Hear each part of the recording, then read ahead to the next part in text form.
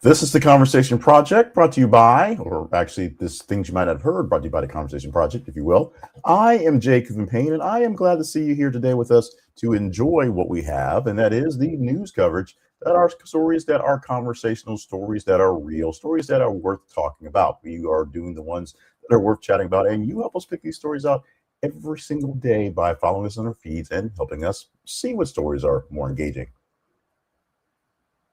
Today, we're talking a whole lot of Donald Trump because we do, along with some other stories that are in the queue. Donald Trump is there, along with stories including Hunter Biden, who, oddly enough, is still in the news, and Katie Pavlich, who you may not have heard of yet, but you will hear of her maybe, as she takes over a pretty solid time slot in prime time. Plus, five other stories, although two of them Donald Trump worth, that will get you through your morning, your afternoon, your day to talk about the stories from yesterday worth chatting up right now. For more details on how we do these things, how we get these stories, how they come about, it's very simple. Go to our website. This is theconversationproject.com and find out what you can about us at the Conversation Project.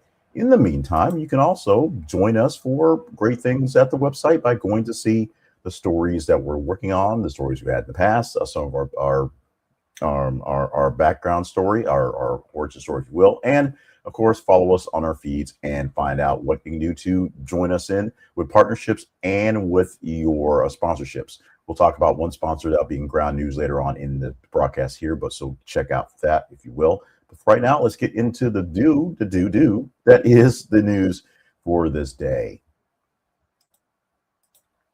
Kick things off with Rob Reiner and Donald Trump. Yesterday, we had three big stories roll into the weekend. Number one, the murders at Brown University. Number two, the murders at Bondi Beach in Australia.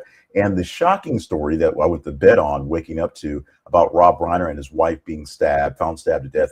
Later finding out that they were killed, or at least the person of interest is their son, Nick. Now, Donald Trump put out a Truth Social post and doubled down on the hatred of Rob Reiner in the activity. And what happened about this? Many conservatives basically jumped on Donald Trump and criticized him for his inappropriate post and continued words. Conservatives and some Trump allies actually publicly called the Rob Reiner post inappropriate, urging empathy. And while police were investigating the Brentwood homicide, there was still an active investigation. Some of the biggest voices were Marjorie Taylor Greene and Thomas Massie, who distanced themselves from Trump initially and signal a rare intra-party reprimand of the president's tone. And it got worse as the day got longer. More people stepped up and said on camera, on mics, on the record, that it was bad, it was terrible, it was awful. Trump should not have said a single word, let alone the words he actually said. The backlash narrative centers on politicizing the murder. Even typically friendly outlets frame the self-inflicted culture war as an error for Donald Trump. Now, strategically, the episode exposes message discipline and just the limits there are for Donald Trump. He says what he wants to say, he does what he wants to do, and he is who he is. We know that. We know that he is not a good guy, but this really proved just how not a good guy he was when the questions were about what's going on. And he, of course, blamed the murder on the fact that Rob Reiner hates America, and he just basically was being really mean to Donald Trump, and that's why he was killed, which would make you think that he was killed by someone who was a fan of Donald Trump, someone who was on his camp and just doing some sort of cleanup action, which is exactly the comment you don't really want people to say about someone you don't really like very much. Still on Trump and his ego. Still on Trump and just kind of being who he is. And in this picture right here, this is him, a picture from The Independent. That's just him just kind of yanking. The headline for this actual story said Trump files $10 billion defamation lawsuit against BBC over edited January 6th speech. We've talked about this stuff before. We talked about this story before. We went into great detail. We knew this was going to happen, and now we have the other shoe falling, the actual ending, if you will. The complaint alleges that the BBC programmed deceptively editing a Trump January 6th remarks by omitting peaceful language, constituting a defamation and deceptive practices. This is a case where the BBC actually did do some pretty chopped up editing, and it did make a let's just say it made the narrative sort of fit a long way people they wanted it to fit. Filming in Miami, or filing in Miami, I should say, the federal court seeks to up to 100, or I'm sorry, I can't read today, $10 billion. And legal analysts note that the actual malice threshold and jurisdictions questions around UK broadcaster don't really reach 10 billion, but Trump likes to go for big, and 10 billion is a big number. The BBC previously apologized for misleading editing and tied to the election season documentary. The fact that Trump suits frames as partial admission, so why not sue them for $10 billion? Expect some motions to battle, some venues to go back and forth, some choices of law to pick, and whether U.S. distribution, i.e. BritBox, creates domestic exposure. Remember, this was done overseas in the British courts. So why is it not being filed in British courts? Because I said Americans can see it on BritBox, so let's file it in Miami. We will see how this plays out. Not an easy explainer for this one, unfortunately, because Trump sues everybody who says mean things about him. He just does. And because of that, he gets away with a lot of things. Let's talk about FBI director, deputy director, I should say, Dan Bongino. He has a job. He has a job now. Will he keep the job he has now? We shall see as he is weighing his options to remain at the Bureau. Reporting says that Bongino is weighing his future at the FBI. Sources deny rumors that he has already vacated his office, but we are going to find out very soon because he, quote, could be leaving soon to go back to the familiar world of talk show hosting and making money and just being a bombastic flamethrower as opposed to doing actual work and fighting crime and doing things with, procedures and process. No formal resignations admitted as of the latest update, but as we said, he could be leaving soon. He basically threatened this a long time ago. Mixed signals are online about what's happening here. Claims of an empty office and imminent exit are there, but they're treating this as he's actually getting work done. Now, some of the rumors are the fact that he and the actual chief of the FBI, Dick Patel, don't apparently get along very well. And they didn't get along very well beforehand, but when they were put together to be this crime-fighting duo, it sort of got worse. One, Cash Patel is extremely super duper bombastic and bad at his job. And two, Bongino, who has to now actually do work as opposed to just say things and say, I guess it's not quite the way it goes, is finding out that being in charge of the FBI and doing the work part is not as easy as he thought it was going to be. And of course, the money. He made a lot more money on the outside scene because he could do that. As a government employee, doing government work on government time, it's a little bit different, or let's say it's a whole lot bit different. And he is finding out this world, it's not quite the same world that he was thriving in before. We shall see how well he thrives going forward, whether it's back in the private sector or whether it continues to be in charge somewhat of the FBI. In the news, again, for some reason, is Hunter Biden. Well, there's a reason, but it's why we care is sort of the larger scale sort of question mark. Why we still care, I don't know. What do we care about right now? Hunter Biden, getting disbarred by the Connecticut bar following his gun and tax convictions.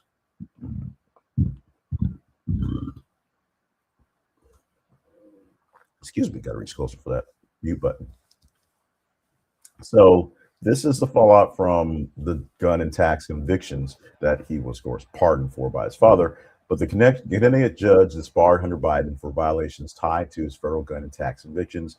He consented to disbarment while disputing criminal wrongdoing because he's Hunter Biden. The action follows prior disbarment in Washington, D.C. and comes despite a presidential pardon last year. So here's where we're going to posture on this for a second. Administrative discipline based on conduct, not on retrial of facts, is basically what we're looking at. So similar bar actions to cite reciprocal discipline roles. I'm not sure how many states he's actually registered or to practice in, how many states he's passed the bar in. But right now, DC, where he was working as a lobbyist and a lawyer, and Connecticut, where he did some lawyer stuff, because he still has to have a job, has dropped him. If you need a good lawyer, he's probably not your guy because it looks like he's going to be pulled away from any actual activity from the bar. The optics are pretty big, and right now, as Donald Trump is basically, firing back on all his enemies right now and doing what he can to push back on folks who he perceives as people who've done him wrong. Hunter Biden, a big part of that. And so it looks that way. Also, Hunter Biden is a scumbag and probably deserves most of what's happening to him in these cases, pardon notwithstanding. So there's that to deal with. Meanwhile, we're still talking about him, or we're talking about him again because we hadn't talked about him for a while because he doesn't really matter. But he does. To some people, more than he should, and to some people, more than we should care. So he's back in the news, and you guys were interested. We're conversating about him.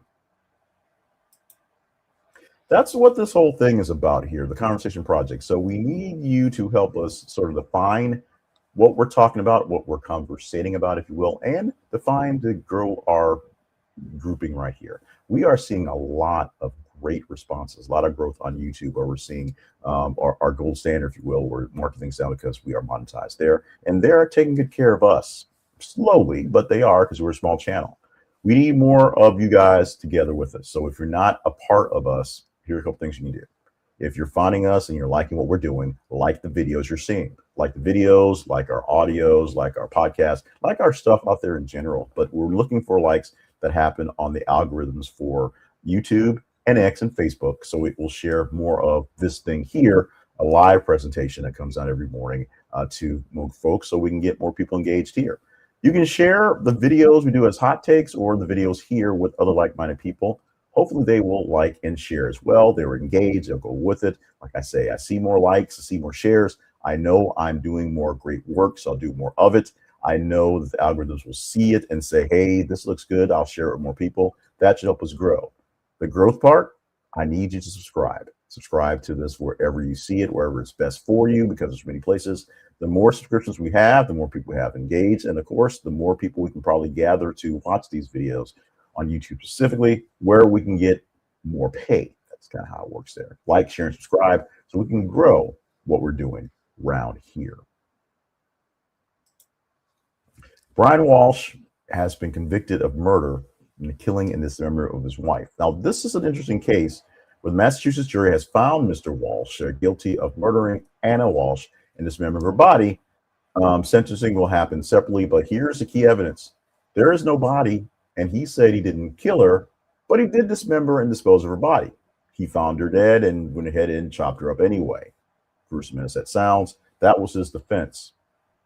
Key evidence includes digital searches, blood, and DNA findings and surveillance, where the jury deliberated pretty quickly because they were pretty sure that this one was a done deal.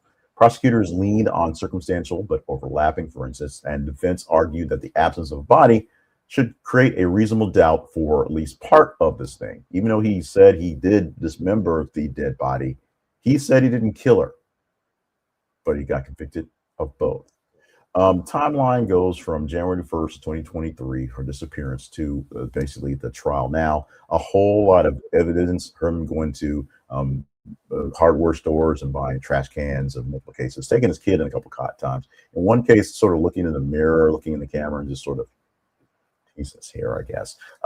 Just being nice and calm stuff is where he went to show that is pretty sure that he really did a good job of taking care of cleaning up the body. Problem was, he said he didn't kill her. They say that he did.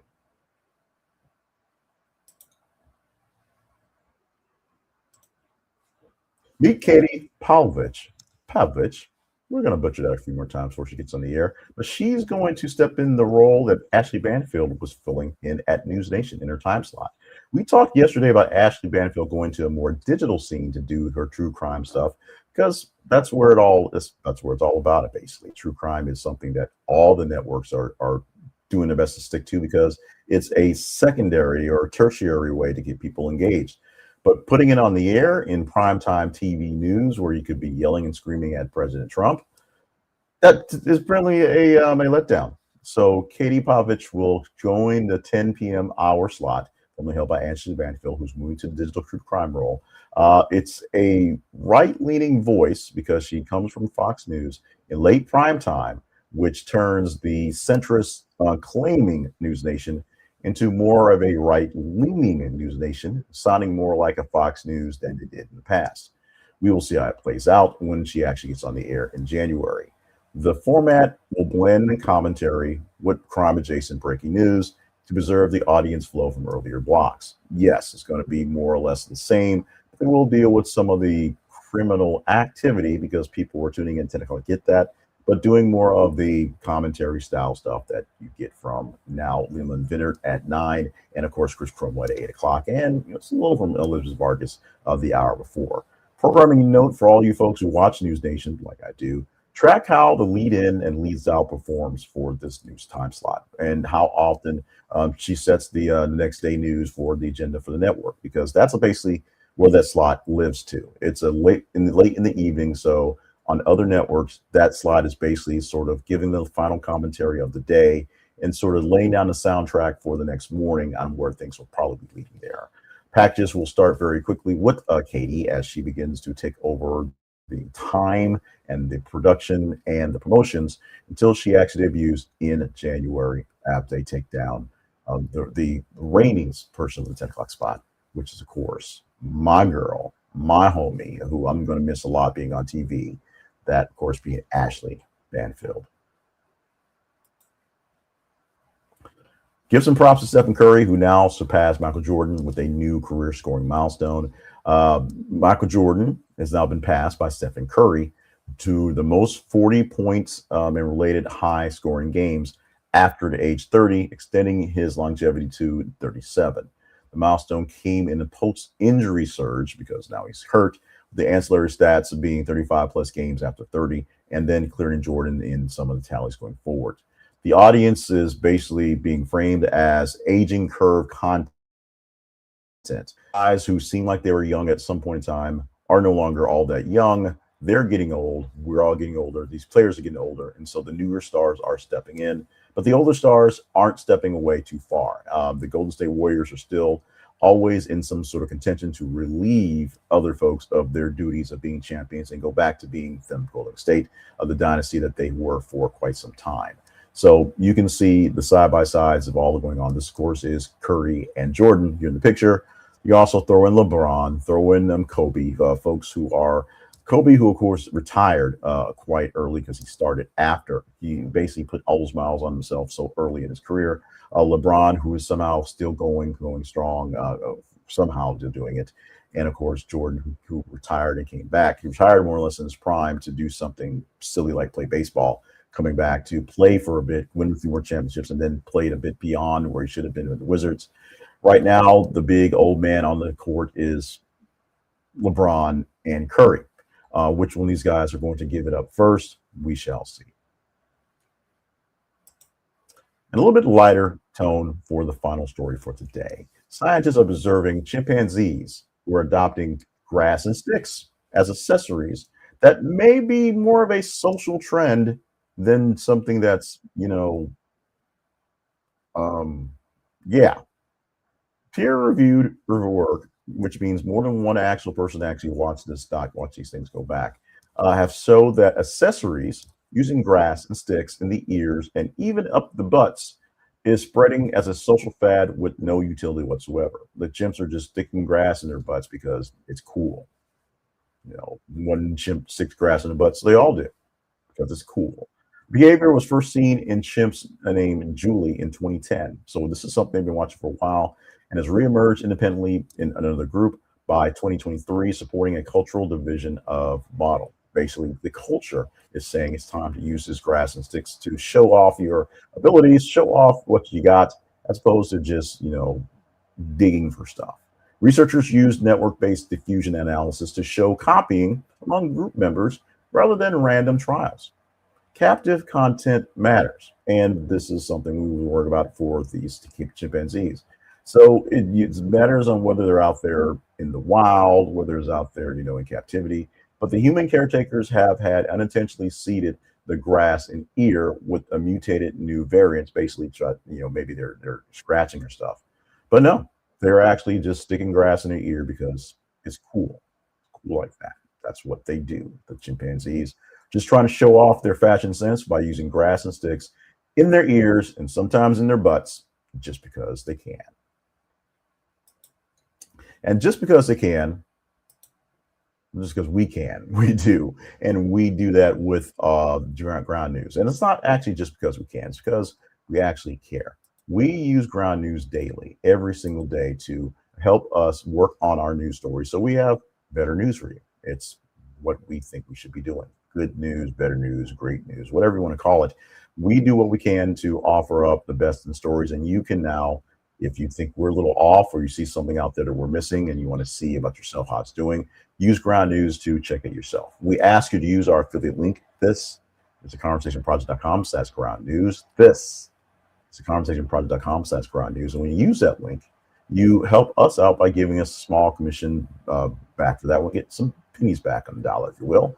And you can get a chance to get a great deal with 40% off the Advantage plan, which will give you lots of news for a whole good price. You can get news for less than $1 a month for using ground news, but the Advantage plan gives you access to everything they have. That gives you all the news, all the sources, all the backgrounds, all the sources for the podcast as well, and their blind spot features, which allows you to see what stories are being overly played out by certain people, certain groups, to give you a perspective that may or may not be exactly true. Example, we like to say red groups or red silos, but red silos will tell you a lot of things that the blue silos don't want you to see in theory, but there are a lot of overly played red silo things that make them look great, make blue silo folks look terrible, and vice versa, because they're not showing you blue silo things that make the blue silos look great, and the vice versa.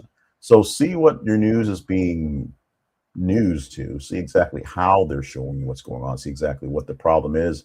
And the problem may actually be you and your silo. Or maybe you want more confirmation of your silo being right. More power to you. Check it out via ground news. Use our affiliate link. This is theconversationproject.com/ground news for a great deal for all the news you can basically muster and stand for your day. Us, the Conversation Project, lives online at this is theconversationproject.com. Find us there. Find us for replays of this show here. Find out more details on the more places we can be found, such as on TikTok, as our podcast as well, and our newsletter as well. And find more about our origin story, how we got to be doing this. I keep forgetting, let's go back and forth. This is a long-standing project. It started off as 8 things to talk about on the radio, a radio attempt, and it's turned into what it is now. Hopefully you're enjoying it as it is now. Let me know what we do to fix that by going to our website and replying, commenting, or emailing me at theconversationinbox@gmail.com. You can also follow us on Facebook and X. Those are the feeds in question, and you can help vote up as we go day by day to see what stories we're going to chat about here in the big show every morning or throughout the day with our hot takes. We'll put out various news headlines every 50 minutes or so as we do. Sometimes we get off track, if you will. And as you guys engage in them on the X and the Facebook, we can see the responses. That's how we know that we got something people want to chat about. We will do our best to make sure they make it into this big show here. And we chat about that in hot takes regardless. And regardless, we've wrapped up the Tuesday, December 16th edition of Things You Might Have Heard for 2025. I am Jake Payne. 25 minus 16 equals 9. I'm pretty sure. 9 days till Christmas. Don't mess that up. I love you guys. I mean it so much. We need to do more of this stuff, have more conversations about the news. And if you watch the hot take we made last night with Donald Trump and the responses from the Republicans and conservatives on how just how bad his comments on Rob Reiner were, we appreciate that. We're trying to make sure we're hitting the hot topics. And we'll probably do something with the chimps and the sticks in their butts as well, because you guys want to talk about it. You guys got something out of it, no pun intended. So we're going to keep it going. Love you. Mean it. Again, let's try to do this thing. Let's try to get a full week out before we take a break for Christmas. We'll see you tomorrow.